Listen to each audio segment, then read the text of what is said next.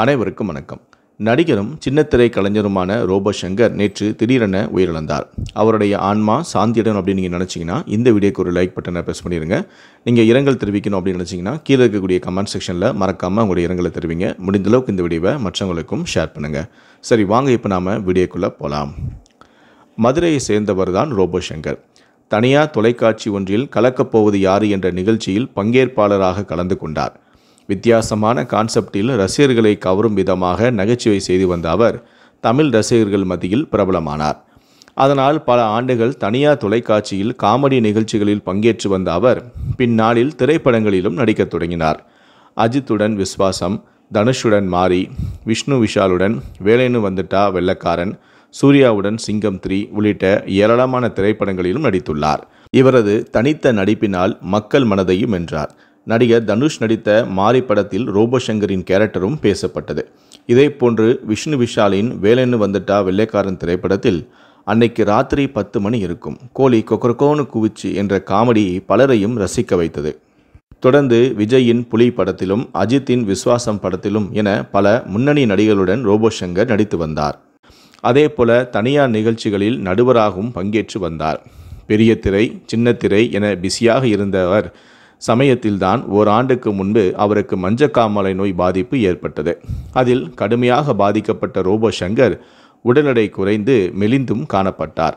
அதன் பிறகு தொடர்ந்து சிகிச்சை எடுத்துக்கொண்டதன் காரணமாக மஞ்சக்காமாலிலிருந்து மீண்ட ரோபோ சங்கர் மீண்டும் திரைப்படங்களிலும் நடிக்கத் தொடங்கினார். இந்த நிலையில்தான் சமீபத்தில் காட்சிலா என்ற ஒரு படத்தின் பூஜையில் ரோபோ சங்கர் கலந்து கொண்டார். அது மட்டும் இல்லாமல் துரைப்பாக்கம் அருகே நடைபெற்ற அந்த படத்தின் படப்பிடிப்பில் செவ்வாய்க்கிழமை கலந்து கொண்டு நடித்தும் வந்தார். அப்போது அவருக்கு திடீரென உடல்நலக்குறைவு ஏற்பட்டது. சென்னையில் புதிய படப்பிடிப்பில் ரோபோ சங்கர் நடித்து வந்தபோது திடீரென மயங்கி விழுந்தார், இரத்த வாந்தி எடுத்தார். இதையடுத்து அவர் சென்னை பெருங்குடியில் உள்ள தனியார் மருத்துவமனையில் அனுமதிக்கப்பட்டார். அங்கு அவருக்கு டாக்டர்கள் பரிசோதனை செய்து சிகிச்சையும் அளித்தனர். நீர்ச்சத்து குறைபாடு மற்றும் குறைந்த இரத்த அழுத்தம் ஏற்பட்டதாக கூறப்பட்டது. தொடர்ந்து நேற்று மாலையில் அவர் ஐசியூ வார்டுக்கு மாற்றப்பட்டார்.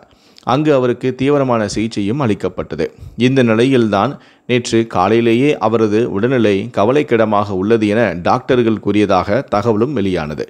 கல்லீரல், சிறுநீரக குறைபாடு காரணமாக தீவிர சிகிச்சை அளிக்கப்பட்டதாகவும் தகவல்கள் வெளியானது. 46 வயதாகும் ரோபோ சங்கருக்கு மருத்துவர் அளித்த சிகிச்சையை அவரது உடல் ஏற்றுக்கொள்ளாத நிலையில் கோமா நிலையில் சிகிச்சை பெற்று வந்ததாகவும் சொல்லப்பட்ட நிலையில் தான் இரவு சுமார் 8:30 மணியளவில் அவர் உயிரிழந்ததாக டாக்டர்கள் அறிவித்துள்ளனர். ரோபோ சங்கரின் மறைவு செய்தி அறிந்து அவரது குடும்பத்தினர் மற்றும் நடிகர்கள், ரசிகர்கள் மத்தியில் அதிர்ச்சியையும் சோகத்தையும் ஏற்படுத்தியுள்ளது. 2007ஆம் ஆண்டு ரவி மோகன் நடிப்பில் வெளியான தீபாவளி படத்தின் மூலம்தான் திரைத்துறையில் அறிமுகமானார் ரோபோ சங்கர்.